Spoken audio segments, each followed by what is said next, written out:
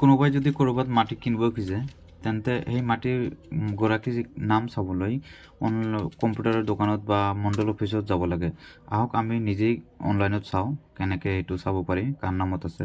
প্ৰথমে লিখিব গুগলত যিকোনো এটা ব্ৰাউজাৰ অ'পেন কৰি আছাম ভূ নক্সা এইখিনি লিখি চাৰ্চ কৰিব। চাৰ্চ কৰাৰ পিছত আপোনাৰ প্ৰথম যেতি লিংক আহিব তাতে আপুনি ক্লিক কৰিব। ক্লিক কৰাৰ পিছত অলপমান লোডিং কৰিবলৈ সময় ল'ব। তাৰপিছত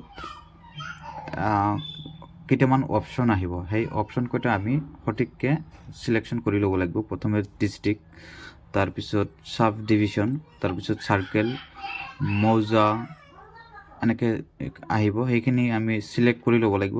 ধৰি লওক মোৰ বঙাইগাঁও, তাৰপিছত চাৰ্কেলটো চিলেকশ্যন কৰি ল'ব লাগিব। তাৰপিছত মৌজা, তাৰপিছত লাট নাম্বাৰ, তাৰপিছত গাঁও, সেইখিনি চিলেক্ট কৰাৰ পিছত এখন মেপ ওলাই আহিব, সেই যিখন গাঁৱৰ আপুনি চাব বিচাৰে। ধৰি লওক মই বিদ্যাপুৰত চাই আছোঁ, এইখন বিদ্যাপুৰৰ মেপ। বিদ্যাপুৰত কাৰ কিমান মাটি আছে ইয়াতে দেখা পোৱা যাব। আপুনি যিকোনো এটা মেপত বা মাটিৰ পৰিমাণত ক্লিক কৰিব। যেনেকৈ সেউজীয়াখিনি মই দেখুৱাইছোঁ, সেউজীয়াখিনি কাৰ নামত আছে, কিমান বিঘা মাটি আছে, নক্সাটো কেনেকুৱা, সেইখিনি সম্পূৰ্ণখিনি আমি নিজেই অনলাইনত চাব পাৰিম।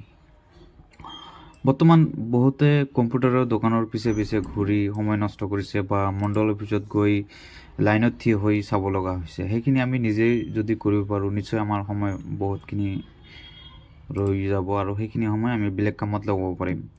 তো আমাৰ সমাজত এনেকুৱা বহুতো মানুহ আছে, শিক্ষিত মানুহ, কিন্তু কিছুমান বস্তু সৰু সুৰা তেওঁলোকে নাজানে।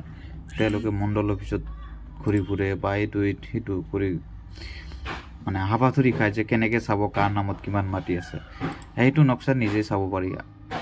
তো এই ধৰণৰ বা এইদৰে আমি চাব পাৰি অনলাইনত নিজৰ মাটি কিমান কাৰ নামত আছে, সেইখিনি নিজেই চোৱা যায়।